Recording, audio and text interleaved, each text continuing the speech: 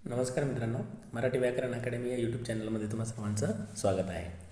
तर आपण आता CDP म्हणजेच चाइल्ड डेव्हलपमेंट अँड पेडागॉगी यावरती व्हिडिओ त्या ठिकाणी बनवत आहोत. तर यापूर्वीचा जो काही 15 प्रश्नाचा व्हिडिओ होता तो तुम्ही बघितलाच असेल. आज आपण 30 प्रश्न पूर्ण कव्हर करणार आहोत. तर यामध्ये प्रश्न जरी हिंदीमधून असेल तरी त्याचं स्पष्टीकरण मात्र तुम्हाला मराठीमध्ये मिळणार आहे. चला तर सुरुवात करूया. तुम्ही जर चॅनलला नवीन असाल तर सबस्क्राईब आणि लाईक नक्की करायचं आहे, कारण एक व्हिडिओ बनवण्यासाठी जी काही मेहनत त्या ठिकाणी घ्यावी लागते त्या मेहनतीला एक लाईक किंवा शेअर केलेलं किंवा सबस्क्राईब केल्यामुळे आम्हाला देखील प्रेरणा मिळेल आणि यापेक्षा देखील अधिक चांगले व्हिडिओ तुमच्यासाठी उपलब्ध करून देऊ. त्यामुळे लाईक, शेअर आणि सबस्क्राईब नक्की करायचं आहे. चला तर सुरुवात करूया. पहिला प्रश्न आहे, एक खेल क्रिया के दौरान चोट लगने पर रोहन रोने लगा.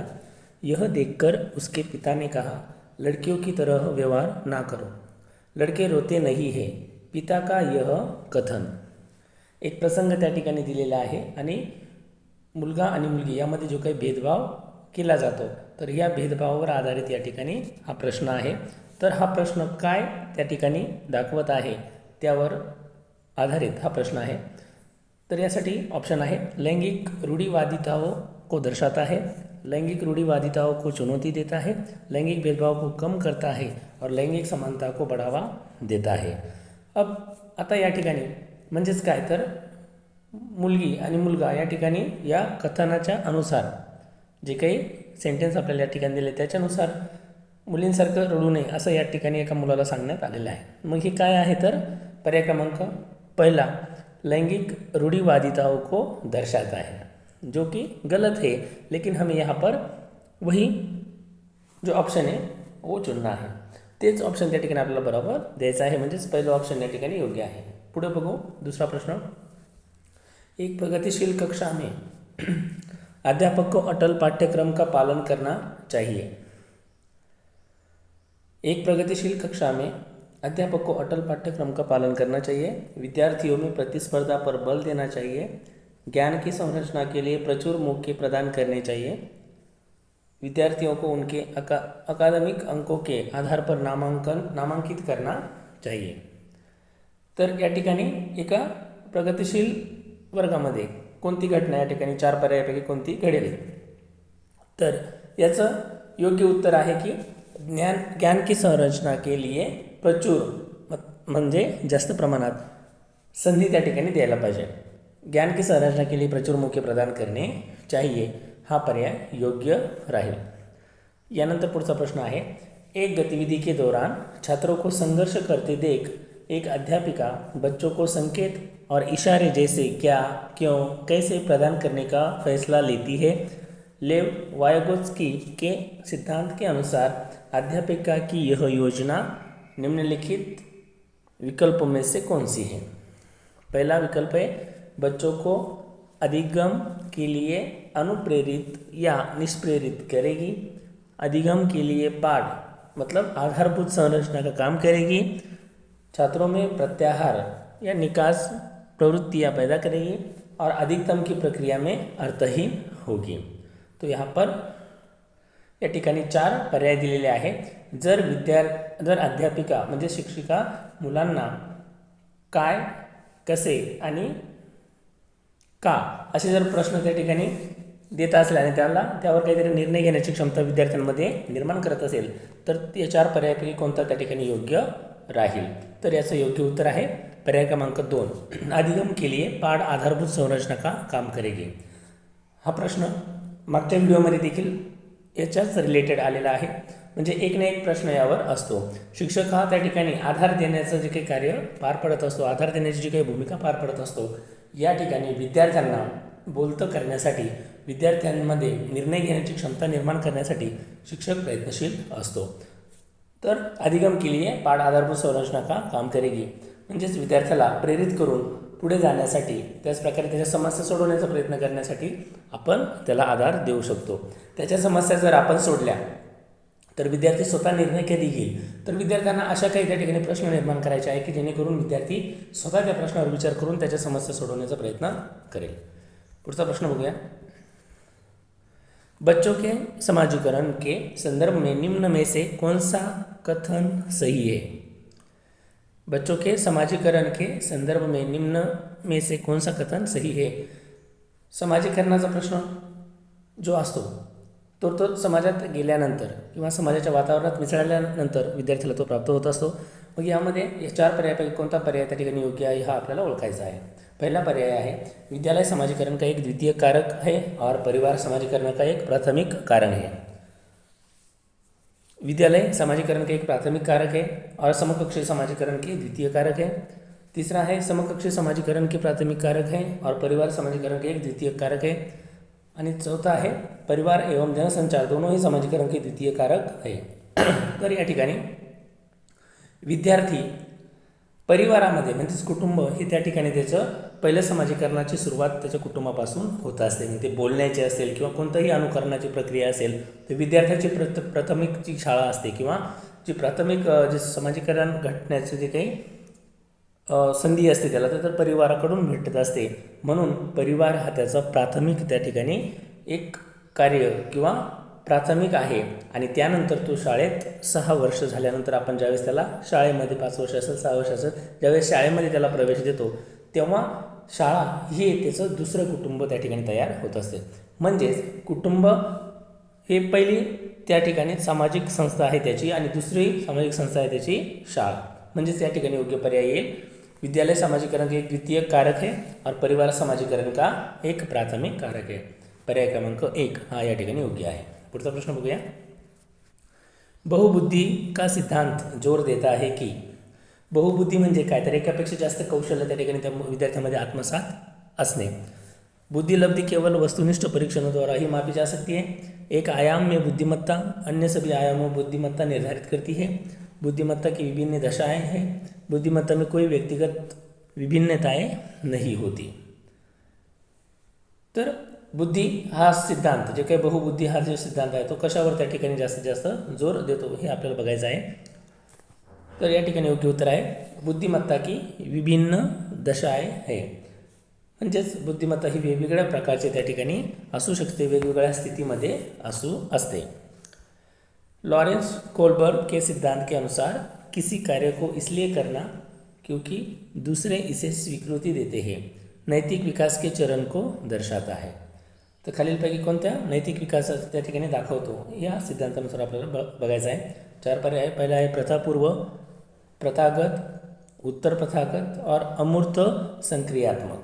तर या ठिकाणी योग्य उत्तर असेल पर्याय क्रमांक 2 प्रथागत. पुढे आहे पुढचा प्रश्न आहे लेव वायकोत्स्की का सामाजिक सांस्कृतिक परिप्रेक्ष्य अधिगम प्रक्रिया में के महत्व पर जोर देता है. तर या ठिकाणी 4 पर्याय दिलेले आहेत. त्या पर्यायापैकी आपल्याला शोधायचं आहे योग्य उत्तर. पहिला आहे सांस्कृतिक उपकरणों, गुणारोपण, अभिप्रेरणा और संतुलीकरण. तर या ठिकाणी सांस्कृतिक परिप्रेक्ष्य अधिगम प्रक्रिया. मग या ठिकाणी आपला योग्य पर्याय आहे सांस्कृतिक उपकरणों. जे काही शिकण्याची पद्धत आहे जे काही संस्कृतीविषयी जो विद्यार्थी त्या ठिकाणी शिकत असतो तर कोणतं या ठिकाणी महत्त्व आहे तर सांस्कृतिक उपकरणं म्हणजे संस्कृतीविषयी ज्यामध्ये जास्तीत जास्त माहिती असेल त्यानुसारच विद्यार्थी जास्तीत जास्त संस्कृती शिकू शकतो. पुढे आहे पुढचा प्रश्न आहे जीन पियाजे अपने संज्ञानात्मक विकास के सिद्धांत में संज्ञानात्मक संरचना को के रूप में वर्णित करते हैं. मनोवैज्ञानिक उपकरणों, उद्दीपक अनुक्रिया संबंध, विकास का समीपस्थ क्षेत्र, स्कीमा, मनोबंध. या ठिकाणी 4 पर्याय देखील दिलेले आहे. संज्ञात्मक विकास के सिद्धांत में कोणत्या रूपामध्ये त्या ठिकाणी वर्णन करतात तर याचं योग्य उत्तर आहे पर्याय क्रमांक 4 स्कीमा म्हणजे मनोबंध. पुढचा प्रश्न आहे जीन पियाजे के संज्ञानात्मक विकास के सिद्धांत में पूर्व संक्रियात्मक अवस्था में विकास का मुख्य गुण क्या होता है. अमूर्त सोच का विकास, विचार में केंद्रीकरण, परिकल्पित निगमनात्मक सोच, संरक्षण और पदार्थ को क्रमबद्ध करने की क्षमता. तर या ठिकाणी योग्य उत्तर आहे विचार सोच में केंद्रीकरण.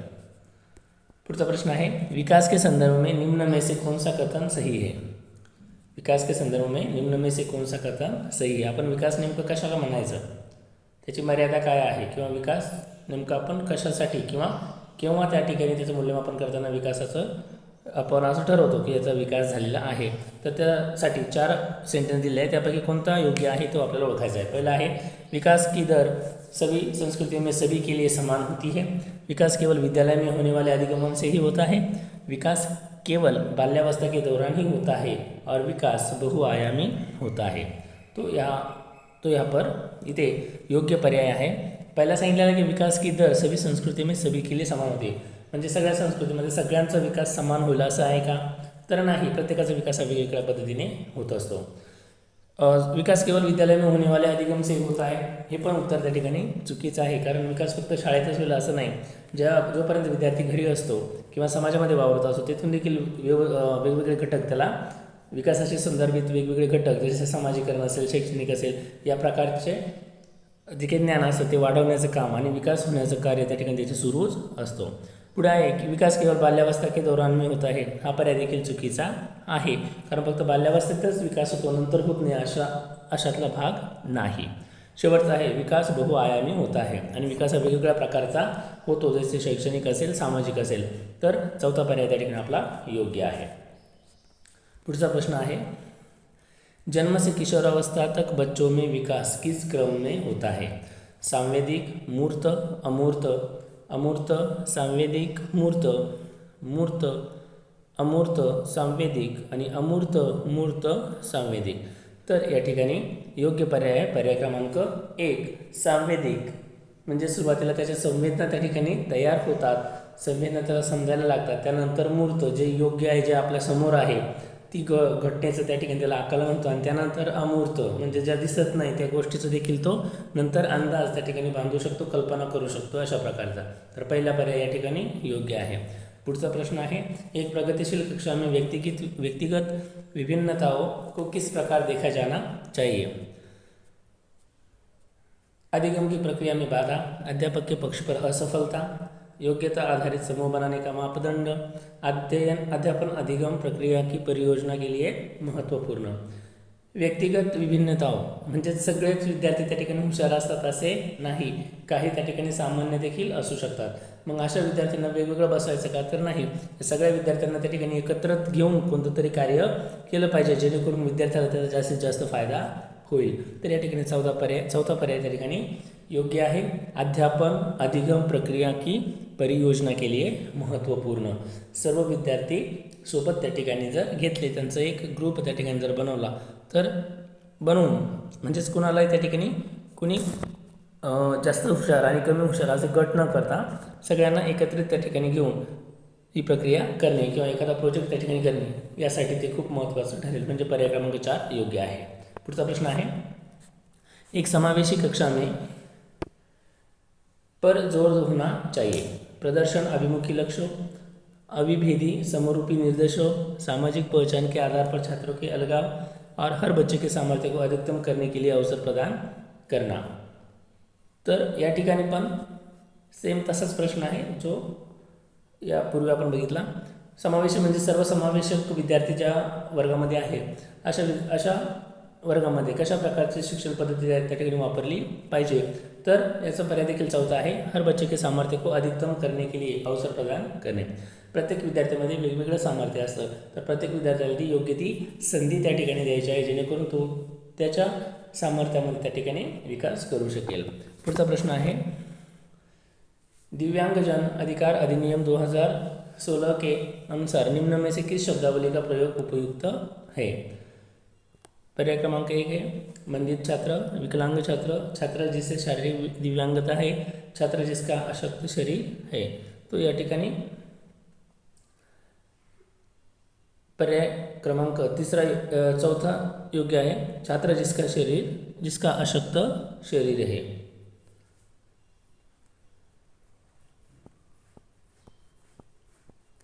अधिगम कठिनाइयों से जूझते छात्रों की ज़रूरतों को संबोधित करने के लिए एक अध्यापक को क्या नहीं करना चाहिए? क्या नहीं करना चाहिए? नेगेटिव क्वेश्चन है. दृश्य श्राव्य सामग्रियों का इस्तेमाल, संरचनात्मक शिक्षा शास्त्रीय उपागमों का इस्तेमाल, व्यक्तिगत शैक्षिक योजना बनाना, शिक्षाशास्त्र और आकलन की जटिल संरचनाओं का प्रयोग। तो अधिगम कठिनाइयों से जूझते छात्र जिनको पढ़ना बहुत मुश्किल लग रहा है, तो ऐसे छात्रों की ज़रूरत को संबोधित करने के लिए एक अध्यापक को क्या नहीं करना चाहिए? जो आप मेथड पढ़ा रहे हैं, जी मेथडने तुम्ही शिकवताय, तर ते विद्यार्थ्याला कळत नाही, तर अशा वेळेस तुम्ही काय नाही करायचं आहे? निगेटिव्ह त्या खाली अंडरलाईन केलेलं आहे नाही शब्दाच्या खाली, म्हणजेच तुम्हाला निगेटिव्ह त्या ठिकाणी उत्तर शोधायचं आहे। तर या ठिकाणी योग्य उत्तर आहे पर्याय क्रमांक 4, शिक्षाशास्त्र और आकलन की जटिल संरचनाओं का प्रयोग। म्हणजे जास्तीत जास्त कठीण शब्दात त्यांना न समजावता सोप्या आणि त्यांच्या भाषेत समजावण्याचा प्रयत्न करायचा आहे। पुढचा प्रश्न बघूया। मग की पहचान का प्रमुख लक्षण क्या है? कम परिज्ञानता तथा बोधगम्यता, अपसारी चिंतन, अति सक्रियता और असतर्कता। तो यहाँ पर क्या है? सृजनात्मक म्हणजे सृजनात्मक काही नवनिर्मिती करण्याची त्या ठिकाणी संधी। तर या ठिकाणी योग्य उत्तर येईल अपसारी चिंतन। पुढे आहे विविध पृष्ठभूमियों के अधिगमकर्ताओं को संबोधित करने हेतु एक अध्यापक को क्या करना चाहिए? विविधता संबंधी मुद्दों पर बातचीत डालनी चाहिए, विविध विन्यासों से उदाहरण लेने चाहिए, सभी के लिए मानकीकृत आकलनों का इस्तेमाल करना चाहिए, ऐसे कथनों का इस्तेमाल करना चाहिए जो नकारात्मक रूढ़िबद्ध धारणाओं को मजबूत करे। तो यहाँ पर इसका या ठिकाणी याचं योग्य उत्तर आहे पर्याय क्रमांक 2, विविध विन्यासों से उदाहरण लेने चाहिए। वेगवेगळ्या प्रकारे उदाहरणं देऊन तर विद्यार्थ्यांना समजेल अशा भाषेत त्या ठिकाणी सांगायला पाहिजे। समस्या समाधान क्षमताओं को किस प्रकार सुसाध्य किया जा सकता है? समस्या समाधान लगातार अभ्यास और कार्यान्वयन पर जोर देकर, समस्याओं के हल हेतु अटल प्रक्रिया के इस्तेमाल को बढ़ावा देकर, समरूपों के इस्तेमाल को बढ़ावा देकर, विद्यार्थियों में डर की भावना पैदा कर। समस्या समाधान क्षमता जी असते तर ते विद्यार्थी म्हणजे कशा प्रकारे वाढीस लागणार आहे? समस्या समाधान म्हणजे काय? तर एखादी अर्थ नसेल, एखादा प्रश्न असेल विद्यार्थ्यांसमोर मांडायचा आणि त्यावर तुम्ही काय कराल अशा प्रकारे त्यांना विचार करण्याची क्षमता त्यांच्यामध्ये निर्माण होते। काही समस्या असते ती दूर करण्याचा विद्यार्थी प्रयत्न करतात। तर या ठिकाणी पर्याय आहे तिसरा, समरूपों के इस्तेमाल को बढ़ावा देकर। पुढचा आहे अधिगम की प्रेरणा को किस प्रकार कायम रखा जा सकता है? बच्चों को दंड देकर, प्रवीणता अभिमुखी लक्ष्यों पर जोर देकर, बच्चों को बहुत आसान क्रियाकलाप देकर, यंत्रवत याद करने पर जोर देकर। तर या ठिकाणी योग्य उत्तर आहे पर्याय क्रमांक 2, प्रवीणता अभिमुखी लक्ष्यों पर जोर देकर। पुढचा प्रश्न आहे शर्मिंदगी का संज्ञान से कोई संबंध नहीं है। शर्मिंदगी का संज्ञान पर नकारात्मक प्रभाव पड़ सकता है। बच्चों को अधिगम हेतु अभिप्रेरित करने के लिए बहुत प्रभावशाली है। के भाव को अध्यापन अधिगम प्रक्रिया में बार बार पैदा करना चाहिए। तो शर्मिंदगी एक जो बात है तो उससे ज्याला आपण कशा प्रकारे त्यावर विद्यार्थ्यावर त्याचा परिणाम होणार आहे, तर पर्याय क्रमांक 2 या ठिकाणी योग्य आहे। शर्मिंदगी का संज्ञान पर नकारात्मक प्रभाव पड़ सकता है। म्हणजेच विद्यार्थी जर त्या ठिकाणी कुठल्याही प्रकारे लाजत असेल कोणत्याही गोष्टीला, मग भाषण एक उदाहरण घेऊ आपण, भाषण देण्यासाठी जर विद्यार्थी स्टेजवर जात नसेल किंवा त्याला भीती वाटत असेल तर त्याचा परिणाम त्याच्या निगेटिव्ह त्याच्यावर नकारात्मक पडू शकतो, कारण तो पुढच्या वेळेस त्या ठिकाणी प्रयत्न करत नाही। दुसरा पर्याय त्या ठिकाणी योग्य आहे। पुढचा प्रश्न आहे निम्न में से अध्यापन अधिगम का सबसे प्रभावशाली माध्यम कौन सा है? विषय वस्तु को यंत्रवत याद करना, संकल्पनाओं को के बीच संबंध खोजना, बिना विश्लेषक के अवलोकन करना, अनुकरण नकल और दोहराना। तर या ठिकाणी योग्य उत्तर आहे 2, पर्याय क्रमांक 2, संकल्पनाओं के बीच संबंध खोजना। एखादी कन्सेप्ट तुम्ही क्लिअर करताय विद्यार्थ्यांसमोर, तर त्या कन्सेप्टचा त्या विद्यार्थ्याशी काय संबंध आहे हा तुम्ही जोपर्यंत त्याला सांगत नाही तोपर्यंत ती कन्सेप्ट त्याची क्लिअर होणार नाही। मग सगळ्यात प्रभावशाली माध्यम त्या ठिकाणी कोणतं असेल, तर जे काही आपण घटक शिकत आहोत तर त्या घटकाशी मानवी जीवनाशी किंवा त्या विद्यार्थ्याच्या जीवनाशी काय संबंध आहे हे तुम्ही जोपर्यंत सांगत नाही तोपर्यंत प्रभावशाली त्या ठिकाणी तुमचं अध्यापन होणार नाही। पुढचा प्रश्न आहे एक अध्यापिका को दिए गए किसी कार्यकलाप में छात्रों की विभिन्न त्रुटियों का विश्लेषण करना चाहिए, क्योंकि इसके आधार पर वह दंड की मात्रा निर्धारित कर सकती है। त्रुटियों की समझ अध्यापन अधिगम प्रक्रिया के लिए अर्थपूर्ण है। इसके आधार पर वह ज़्यादा त्रुटियां करने वाले छात्रों को दूसरे छात्रों से अलग कर सकती है और अधिगम केवळ त्रुटियों की शोधन पर निर्भर आहे। मग एक शिक्षिका त्या ठिकाणी जे काही कार्यकलाप दिलेला आहे, जे काही गतिविधी विद्यार्थ्यांना दिलेली आहे, जे काही प्रोजेक्ट दिलेला आहे, त्यामध्ये छात्रों की विभिन्न त्रुटियों, विद्यार्थ्यांनी जे काही चुका असेल त्याचं विश्लेषण का करायचं आहे, तर कशासाठी त्या ठिकाणी विश्लेषण करावं लागेल, तर पर्याय क्रमांक 2 योग्य आहे। त्रुटियों की समझ अध्यापन अधिगम प्रक्रिया के लिए अर्थपूर्ण आहे। विद्यार्थी नेमकं कुठं चुकतो, मग ते चुकल्यानंतर आपण त्याला कशाप्रकारे ती चूक सुधारण्याची संधी त्या ठिकाणी उपलब्ध करू शकतो किंवा ती चूक कशाप्रकारे दुरुस्त केल्या जाऊ शकते हे जेव्हा सांगतो तेव्हाच ते अर्थपूर्ण होईल। म्हणजे पर्याय क्रमांक 2 योग्य आहे। पुढचा प्रश्न आहे, बच्चों को सीखने में कठिनाइयाँ होती है जब सूचना अलग अलग टुकड़ों में प्रस्तुत की जाए, वो आंतरिक रूप से अभिप्रेरित हो, अधिगम सामाजिक संदर्भ में हो और विषय वस्तु को बहुरूपों में प्रस्तुत किया गया हो। बच्चों को सीखने में कठिनाइयाँ, अतिशय सोपा प्रश्न आहे। विद्यार्थ्यांना किंवा त्या ठिकाणी शिकण्यासाठी कठीण त्या ठिकाणी प्रसंग निर्माण होतो किंवा त्यांना अवघड असं वाटतं, तर या ठिकाणी योग्य पर्याय आहे पर्याय क्रमांक 1, सूचना अलग अलग टुकड़ों में प्रस्तुत की जाए। तर त्यांना शिकण्यासाठी अवघड प्रसंग निर्माण होत असतो। पुढचा प्रश्न आहे, अधिगम की सर्वोत्तम अवस्था कौन सी है। अधिगम म्हणजेच शिकण्याची जी काही पद्धत आहे, शिकण्याची जी काही प्रक्रिया आहे, तर ती सगळ्यात उच्च म्हणजे सर्वोत्तम त्या ठिकाणी अवस्था स्थिती कोणती आहे। उच्च उत्तेजना, उच्च भय, निम्न उत्तेजना, उच्च भय, संतुलित उत्तेजना, कोई भय नहीं और कोई उत्तेजना नहीं, कोई भय नहीं। तर या ठिकाणी योग्य उत्तर आहे पर्याय क्रमांक 3, संतुलित उत्तेजना और कोई भय नहीं। म्हणजेच विद्यार्थ्याला जर प्रेरणा त्या ठिकाणी मिळत असेल, संतुलित असेल, बॅलन्स, तर त्याला कुठल्याही प्रकारे त्याला भीती वाटत नाही आणि तो घटक तो समजूतदारपणाने त्या ठिकाणी समजून घेतो आणि त्याला लवकरात लवकर त्या ठिकाणी आकलन होतं आणि त्या घटकाविषयी कुठल्या प्रकारची भीती त्यामध्ये राहत नाही। पुढचा प्रश्न आहे, अधिगम का संरचनात्मक विचार यह सुझाव देता है कि ज्ञान की संरचना में बच्चों की कोई भूमिका नहीं होती, बच्चे पूर्ण रूप से वयस्कों पर निर्भर रहते हैं, बच्चे सक्रिय भूमिका निभाते हैं, बच्चे पूर्ण रूप से पाठ्यपुस्तकों पर निर्भर रहते हैं। तर प्रश्न काय विचारलेला लक्षात घ्या, अधिगम का संरचनात्मक विचार आपल्याला काय सांगतो, तर या ठिकाणी योग्य उत्तर आहे पर्याय क्रमांक 3, बच्चे सक्रिय भूमिका निभाते हैं। फक्त आपण त्या ठिकाणी आता लेक्चर मेथड वापरून किंवा विद्यार्थ्यांना फक्त आपण सांगून विद्यार्थ्यांना आता कळणार नाही, तर आपण जो घटक शिकवत आहोत त्यामध्ये विद्यार्थ्यांचा सहभाग देखील घेणं गरजेचं आहे। मग सहभाग घेत असताना विद्यार्थी त्या ठिकाणी सक्रिय असले पाहिजे आणि विद्यार्थी सक्रिय भूमिका त्या ठिकाणी निभावली पाहिजे। पुढचा प्रश्न आहे, अधिगम के लिए निम्न में से कौन सी धारणा उपयुक्त है। योग्यता सुधार्य है, योग्यता अटल है, प्रयासों से कोई फर्क नहीं पड़ता, असफलता अनियंत्रित है। त्या ठिकाणी पर्याय क्रमांक 1 हा योग्य आहे। योग्यता सुधार्य आहे म्हणजे जी काही त्यामध्ये जी काही क्षमता असेल, विद्यार्थ्यांमध्ये जी योग्यता असेल तर त्यामध्ये आपण सुधारणा करू शकतो। योग्यता अटल ही चुकीचं आहे, कारण तर असं होऊ शकत नाही की विद्यार्थ्यांमध्ये एखादी ॲबिलिटी आपण निर्माण करू शकणार नाही। प्रयासों से कोई फर्क नहीं पड़ता हे देखील चुकीचं आहे आणि असफलता अनियंत्रित है हा पण पर्याय त्या ठिकाणी चुकीचा आहे। पहिला पर्याय या ठिकाणी योग्य आहे।